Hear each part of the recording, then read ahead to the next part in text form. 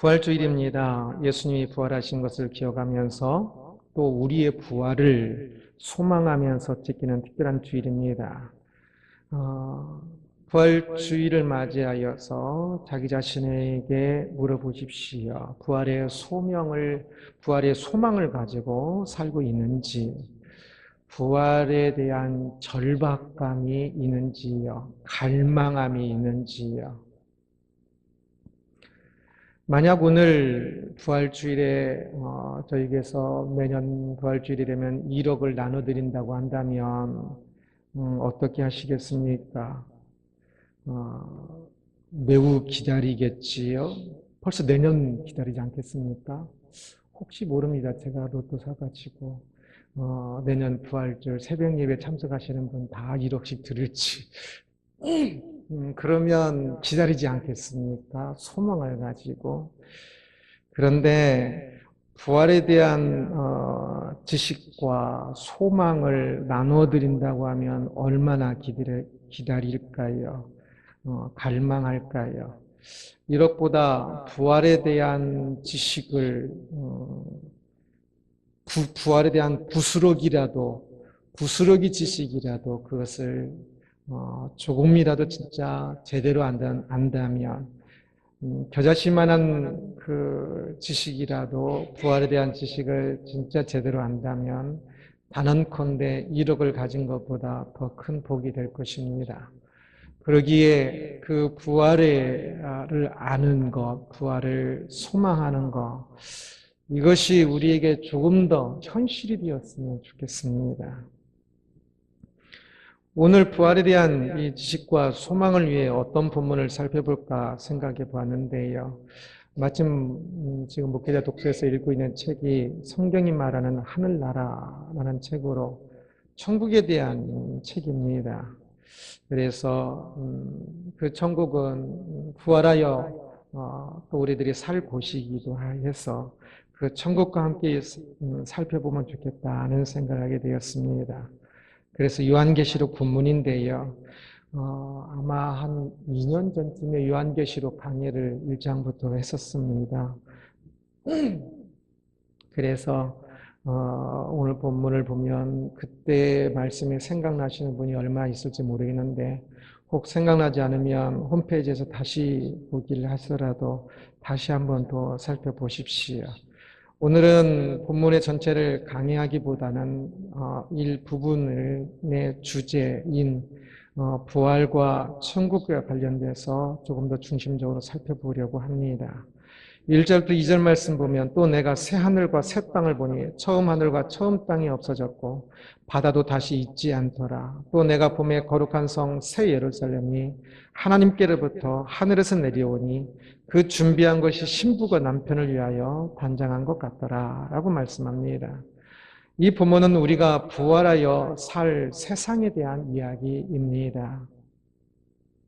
예수님이 재림하시는 그날 우리는 부활합니다. 그래서 부활과 예수님의 재림 그리고 천국은 굉장히 밀접한 연관이 되어 있지요. 예수님이 재림하시는 그날, 우리들이 부활하는 그날, 우리가 보고 있는 이 하늘과 이 땅, 이 모든 세상은 어떻게 될까요? 그날이 새 하늘과 새 땅이라고 이야기합니다. 그래서 처음 하늘과 처음 땅이 없어졌고 새 하늘과 새 땅이 오늘 본다라고 이야기합니다. 그럼 이 새 하늘과 새 땅은 무엇일까요? 이 새가 기존의 것이 없어지고 새로운 어떤 것이 온 것을 말할까요? 아니면 기존의 것이 새롭게 된 리모델링이라고 할까요? 그 새롭게 된 것을 이야기할까요? 잘못하면 이것을 다른 것으로 생각하기 쉬운데 다른 것이 아니라 새롭게 됨을 이야기하는 것입니다.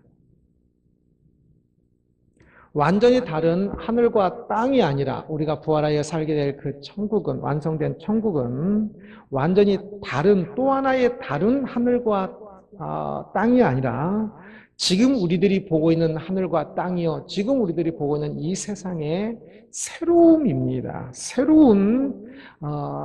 더 새롭게 된 하늘과 땅이 우리 앞에 펼쳐질 것입니다.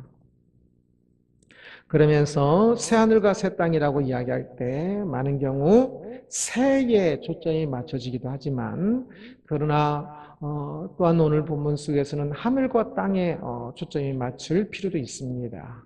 그래서 분명히 질적으로 매우 새롭게 된 곳이지만 그러나 우리가 보고 있는 이 세상이 우리가 부활하여 또 살게 될 천국으로서 살게 될 세상이기도 하다는 것을 기억을 해야 합니다. 부활하여 사는 세상에는 바다가 다시 있지 않더라고 이야기합니다. 바다 좋아하시는 분들은 굉장히 아쉬울 수 있겠는데요. 그러나 좋은 소식도 있습니다. 부활하여 사는 그 세상은 바다가 있을까요? 없을까요? 성경이 없다고 하니까 없다라고 우기는 사람이 있는데 그 사람은 성경을 본 것이 아니라 글자를 본 겁니다. 성경에서는 바다가 있을 것이라 이야기합니다. 여기서 바다라고 이야기한 것은 그 악에 대한 상징으로서 이야기한 것이지 실제 바다를 이야기한 것이 아닙니다. 그 천국은 부활하여 살게 될 그곳에서는 악이 없다는 것입니다. 실제 바다가 없다는 뜻이 아닙니다. 이 하늘과 이 땅 속에서 아마 바다가 있다라고 명확히 되는 것은 아니지만 그러나 분명히 바다가 있을 겁니다. 새하늘과 새 땅이 시작되어지면서 그 하늘에서 거룩한 성 새 예루살렘이 하나님께로부터 하늘에서 내려오니라고 이야기합니다. 새 예루살렘이 하늘에서 내려온다. 이것에 대한 그림을 그려보십시오. 무엇일까요? 이 하늘에서 내려오는 이 성의 크기를 이야기합니다. 가로 세로 높이가 각각 12,000 스타디온이라고 이야기합니다. 이것은 미터로 하면 2220km입니다. 가로가 2220km. 어느 정도 될까요? 서울에서 부산까지가 500km 정도 되니까 가로 길이가 4배 이상 되는 겁니다. 그러면 이렇게 보면 눈에 제대로 보일까요? 2220km 가로, 세로 2220km, 높이 2220km.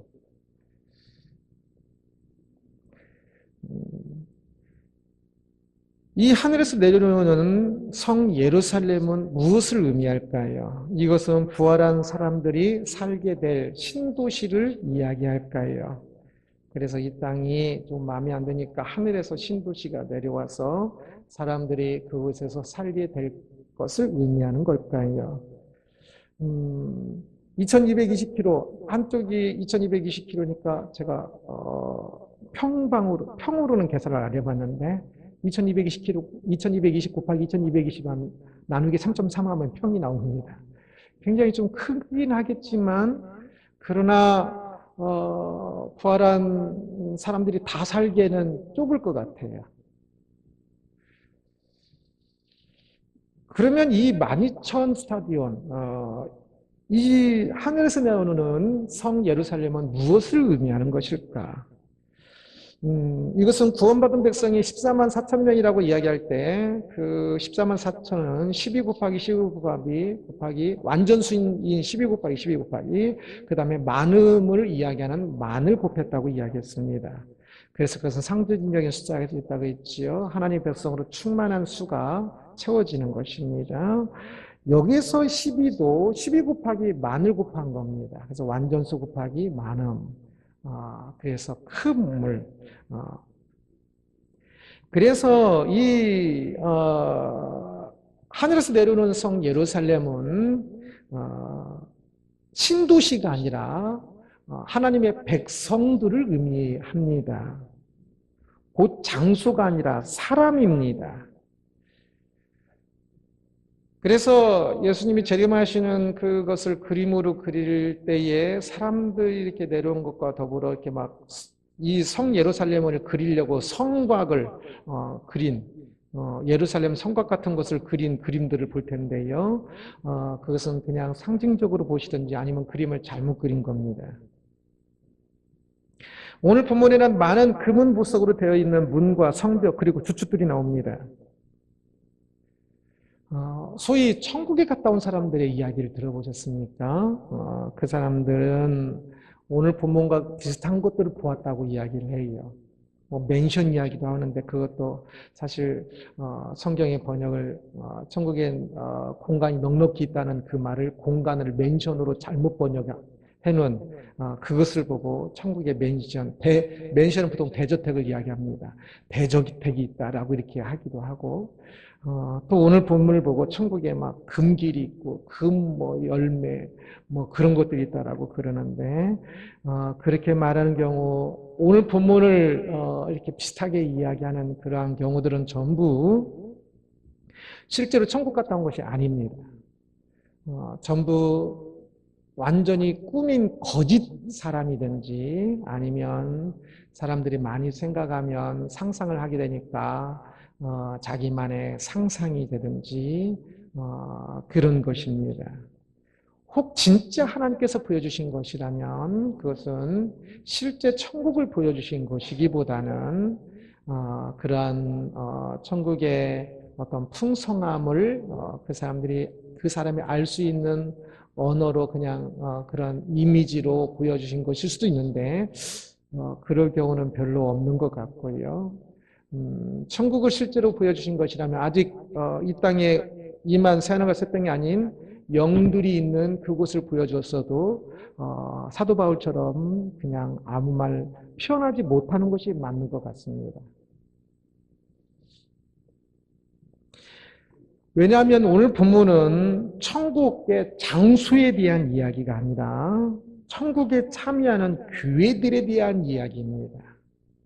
내려오는 그 예루살렘 성이 벽이 어떻게 생겼고 뭐가 어떻게 생겼고 문이 어떻게 생겼고 막 이야기하는데 그것은 이 땅에 임할 하나님께서 천국 이 땅에 임할 사람들이 거할 멋있는 신도시를 딱 건축해 놓으시고 그 신도시를 가지고 오시는 예수님이 그것을 가지고 오시는 장면이 아니라 그것은 교회 사람들에 대한 설명이고 상징적인 설명들이고 상징으로 하나님의 임재에 대한 설명들입니다.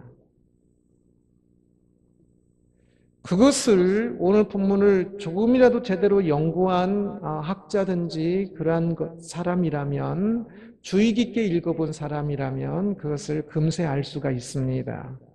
그래서 조금만 권위 있는 주석들이라면 간단한 스터디 바이블 같은 그런 곳에서도 이것은 전부 장소가 아니라 사람이라고 이야기를 합니다. 그런데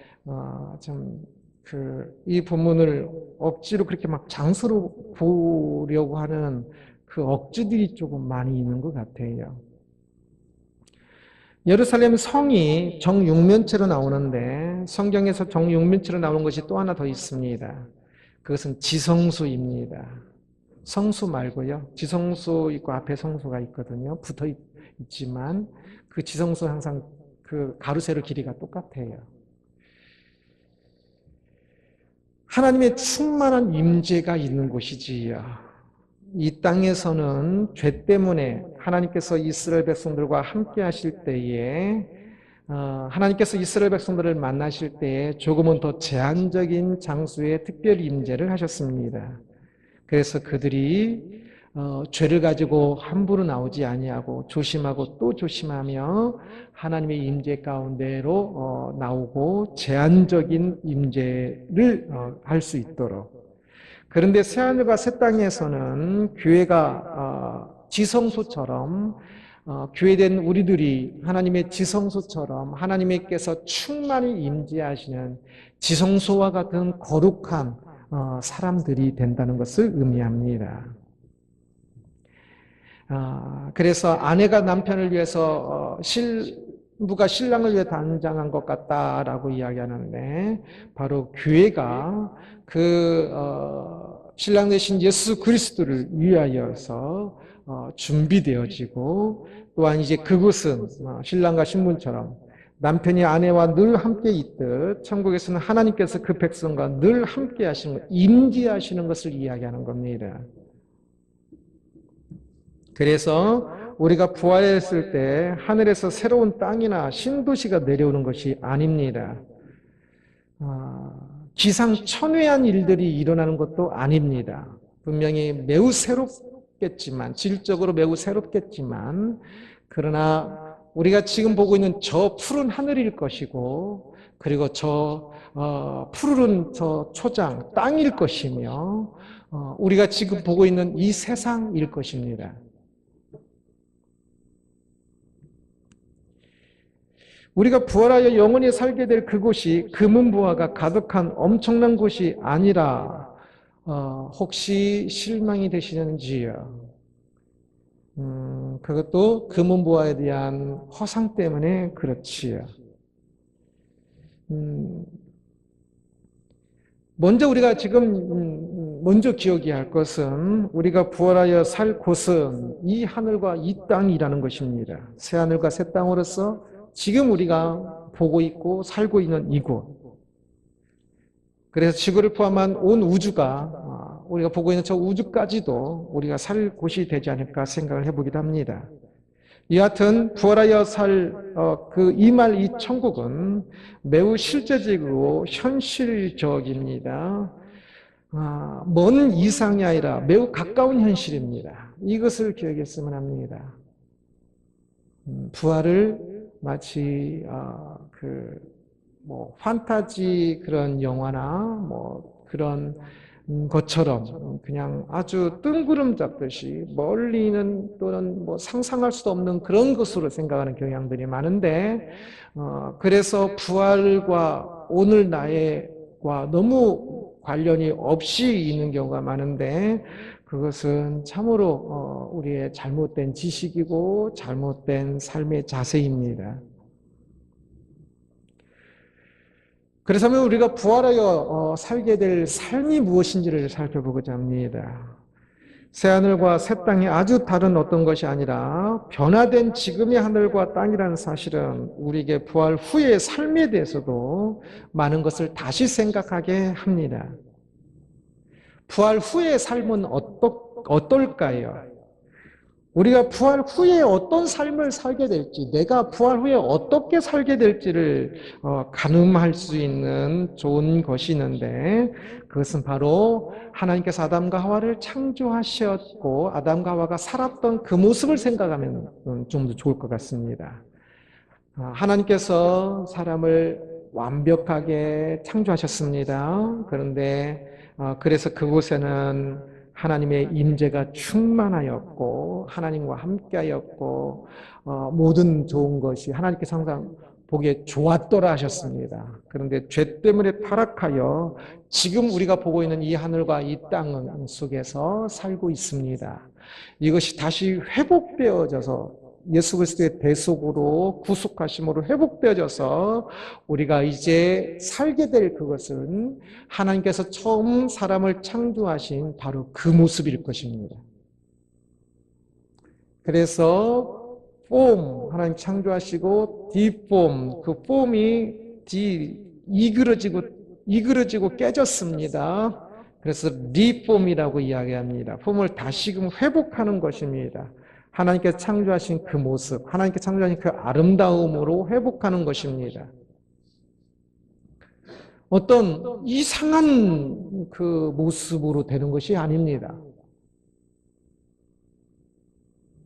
아담과 하와를 창조하셔서 이 지구에 살게 하셨던 것처럼 우리는 부활하여 또한 이 지구에 살 것입니다.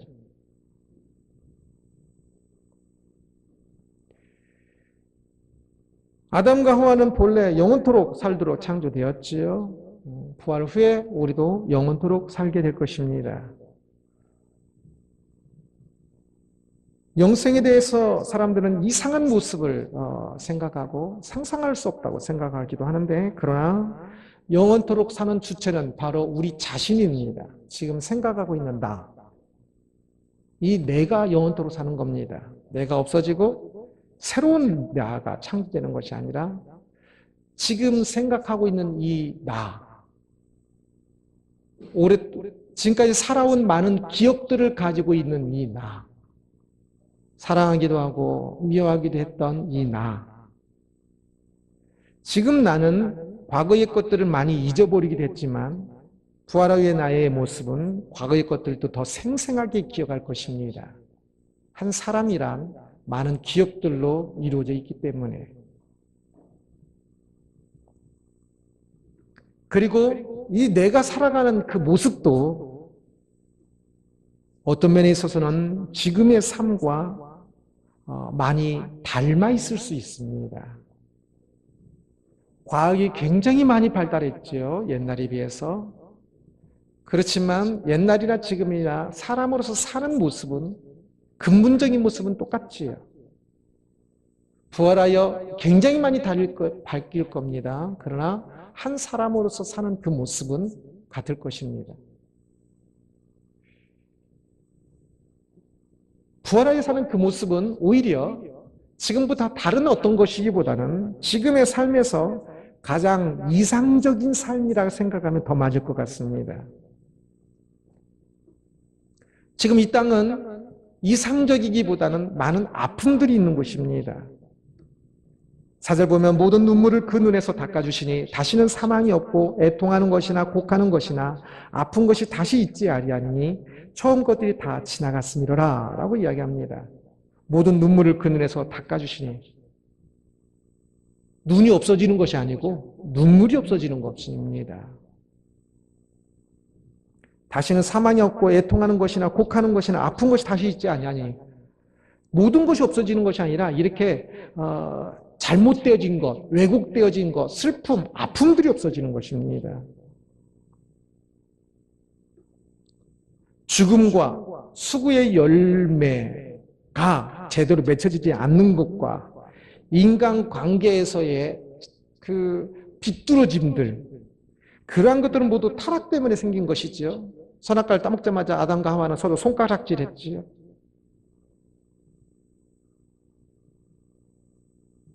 그런데 부활 후에는 이제 그러한 모든 죄들을 예수 그리스도의 대속으로 용서함 받고 또 이기고 살게 되기 때문에 이제는 이 죄 때문에 생긴 이 아픔들이 없어지는 것입니다.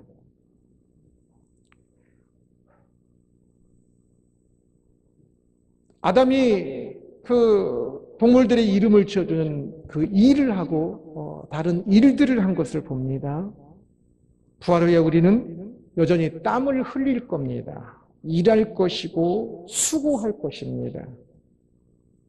그리고 죄 때문에 수고의 열매가 없던 이 세상이 아니라 이제는 수고의 열매가 정직하고 풍성하게 있을 것입니다. 인간관계는 참으로 더 아름다운 관계가 될 것입니다. 부활하면 남성과 여성, 이 성이 있을까요, 없을까요? 생각해 보셨습니까? 없을 것 같습니까? 학자들은 주로 있을 것으로 이야기를 합니다.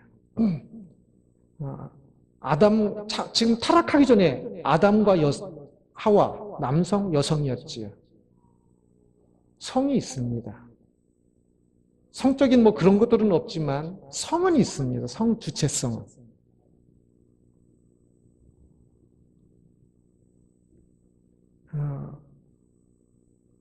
이 땅에 여성으로 태어난 것이 억울한 분들, 난 다시 태어나면 남성으로 태어날 것이야. 혹시 그런 분들은 좀 억울할지 모르겠는데 영원토록 여성이니까.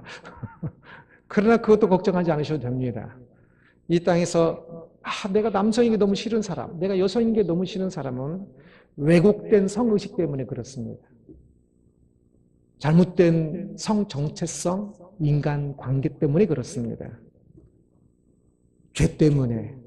부활하여 살게 될 이 남성으로서의 장석환 또는 여성으로서의 그 누구는 자신이 그 남성으로도 여성으로서 살아가는 그것에 대해서 그 무엇보다 존귀하게 여기고 귀하게 여길 것입니다.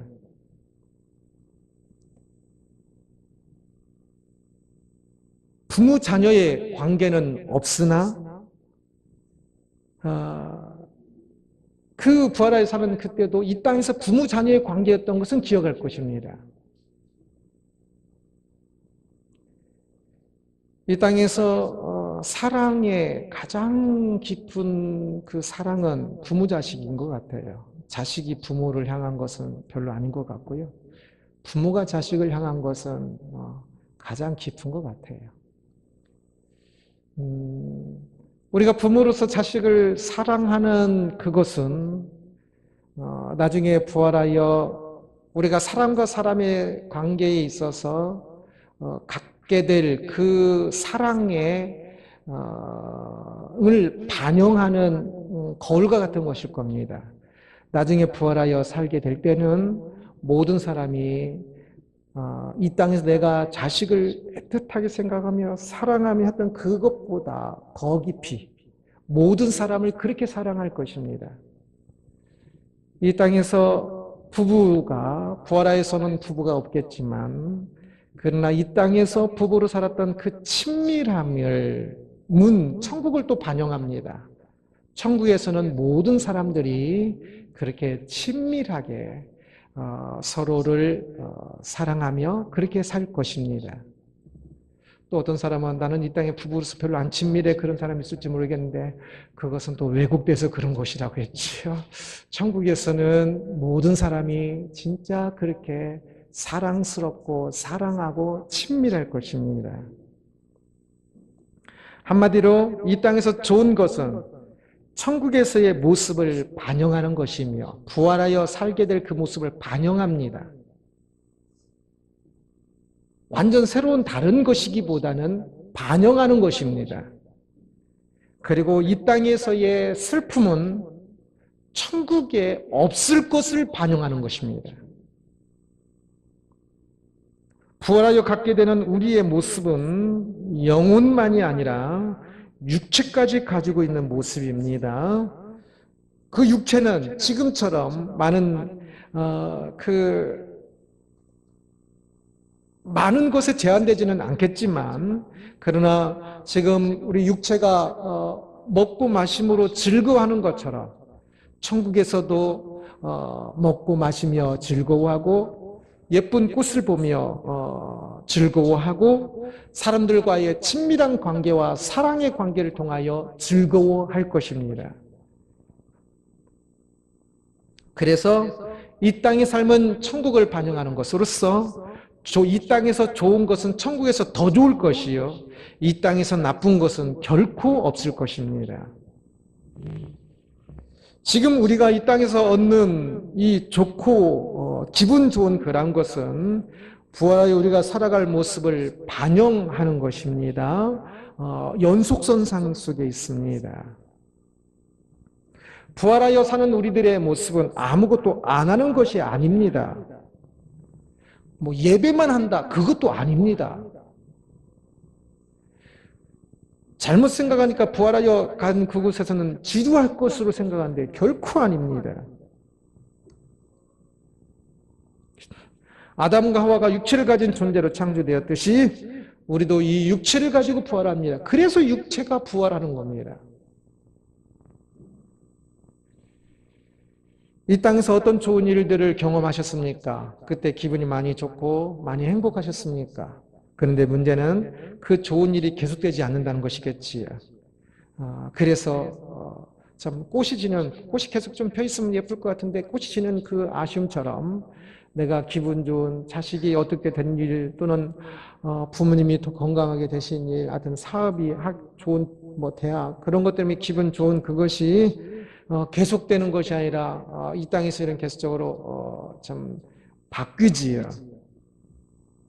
그래서 많은 아쉬움이 있는데 그러나 걱정하지 마십시오. 우리가 부활하여 천국에서 살 때 우리는 그 좋은 일들이 계속되어질 것입니다. 언제 이것이 없어질까 걱정하지 않아도 될 것입니다. 지금의 좋은 그 일은 천국에서 그 느낌 그대로 완전 다른 것이기보다는 그 좋은 느낌 그대로가 조금 더 배가 된 것일 겁니다. 그래서 우리는 이 땅에서 좋은 일을 겪고 행복한 일을 경험할 때 그때의 그 행복한 일이, 그 좋은 일이 조금 더 지속되어지고 조금 더 그것을 누릴 수 있도록 천국을 사모해야 하는 것입니다. 부활한 그 몸을 사모해야 하는 것입니다. 그래서 지금은 이 행복이 참 임시적인 것인 것을 알지만 그러나 천국 부활한 그곳에서는 이것이 영원토록 이 기쁨이 있을 것을 또한 알기에 이 땅에서의 그 기쁨을 잠시 맛보는 것도 감사하고 그 기쁨이 사라지는 것도 그것에 좌절하지 않고 왜 부활하면 이제 곧 부활하면 이 기쁨이 계속 이어질 것을 아니까 이 세상의 기쁨과 슬픔에 일희일비하지 않는 것이지요. 이 땅을 살면서 나쁜 일이 있습니까? 수없이 많은 나쁜 일들이 있지요. 그런 나쁜 일들 중에 가장 큰 것은 어쩌면 무시당하고 어쩌면 또한 사람들이 무시하지 않은 것 같아도 내 그 존재감을 느끼지 못할 때 사람들이 나의 존재를 투명인간처럼 또 대할 때 그때 어쩌면 또 더 그 마음이 아플 수 있는데요. 그렇다면 그곳에서 좌절하지 말고 우리의 부활한 몸인 천국에서의 생활을 꿈꿔야 합니다. 그날에 우리는 하나님이 창조하신 참으로 아름다운 영광을 되찾게 될 것입니다. 이 땅에서도 우리가 그러한 것들을 조금씩 볼 수 있는데요. 우리들은 굉장히 모두가 고유하지요. 지문이 다르고 모든 것들이 다릅니다. 사람들은 그 다름에 대해서 별로 인식하지 않지만 하나님께서는 그 다름을 주신 것은 그 한 사람 한 사람을 고유하게 고유한 한 사람으로 존귀히 여기시는 것을 말씀하시는 것일 겁니다. 하나님은 우리를 참으로 존귀한 존재로 여기십니다. 그렇게 창조하셨고 하나님의 형상 따라 창조하셨고 그래서 천국에서는 이제 이 땅에서는 사람들이 나를 그렇게 존귀히 여기지 않았지만 천국에서는 사람과 사람이 굉장히 존귀히 여길 것입니다. 그래서 영광스러운 존재란 것은 내 몸에서 어떤 빛이 바라는 그것이 아니라 사람과 사람이 서로 존중하고 존귀히 여기는 한 사람을 참 귀하게 여기는 그것을 이야기할 것입니다. 사람들의 사랑을 받으며 예쁨을 받으며 천국에서 살게 될 것입니다. 모든 사람들의 예쁨을 받으며 부활 후에 우리는 이 땅에서의 무시당하고 또 아프고 인간관계 속에서 사랑해야 할 자식과의 관계 속에 오히려 그냥 막 그 분노가 치밀어 오르고 참 이 물질 때문에 더 낭패를 당하고 그런 모든 아픔들 그 속에서 우리는 좌절하기보다는 부활하였을 때는 그런 것들이 아픈 것은 없고 좋은 것은 더욱더 좋게 될 것이라는 것을 알기 때문에 이 땅의 그 삶들 속에서 우리는 부활을 볼 수 있고 부활을 소망하게 되고 부활 때문에 이 삶 속에서 일이 일비하지 아니하고 그것을 더 이겨갈 수가 있게 되는 것입니다. 우리가 이 땅을 살아가며 기쁜 일을 기뻐하는 것은 그것은 나쁜 거 이상한 것이 아니라 우리 안에 있는 부활에 대한 본능 때문에 그렇습니다. 슬픈 일을 아파하는 것도 사실 부활에 대한 본능 때문에 그렇습니다. 우리는 부활하여 살 존재는 이 아픈 일을 결코 경험하지 않을 것입니다. 그런데 이 땅에서는 죄 때문에 그런 아픈 일들을 겪으니 더욱더 슬프고 아프고 괴롭고 그런 것입니다. 그러나 이제 그것을 그 본능으로서만이 아니라 부활이라는 이름으로 그러한 것을 이제 다시 재정립해야 합니다. 부활을 모를 때는 그러한 기쁨도 아픔도 왜 그런지 그냥 희미하기만 한데, 부활을 알 때는 이제 그것의 정체성을 알고 그러면 우리는 어떻게 살아야 할지가 더욱더 명확해집니다.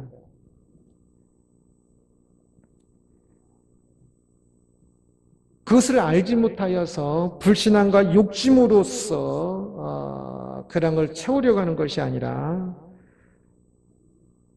그런 기쁨을 더욱더 주시기 위하여, 그 아픔을 우리에게서 제거하시기 위하여서 우리를 위해서 모든 것을 행하시고 부활을 알려주신 예수님을 믿는 믿음으로 그것을 구해야 할 것입니다. 그래서 우리는 기쁜 일 좋아합니까? 행복한 일이 좋습니까? 그것이 부활이라는 이름으로 그것을 구하는 사람이 되어야 합니다. 이게 매우 중요합니다. 부활의 변화라는 제목으로 말씀을 살펴보았습니다. 부활에 어떤 변화가 있는지, 부활을 지금의 삶과 매우 다른 것으로 생각하여 사람들은 부활을 거의 꿈꾸지도 못하는 경우들이 많은데, 그러나 부활하여 살게 되는 땅이나 삶은 허무맹랑한 것이 아니라 매우 실제적이고 현실적인 변화인 것을 보았습니다. 그래서 우리는 이 땅에서 부활을 소망해야 합니다. 부활을 갈망하면서 살아야 합니다. 어떤 사람들은 부활을 모르기 때문에 아등바등하며 탐욕, 탐식, 탐색이라는 소유의 욕심, 그 다음에 그 탐식처럼 그래서 더 많이 소비하면 더 행복할까 해서 탐식, 과소비의 욕심, 탐색, 그것을 그렇게도 행복이 안 오니까 성을 바르게 사용해도 행복이 안 오니까 성을 오용하는 것처럼 탐색, 그것을 오용함으로써 그 행복을 찾는 이러한 것들이 나타납니다.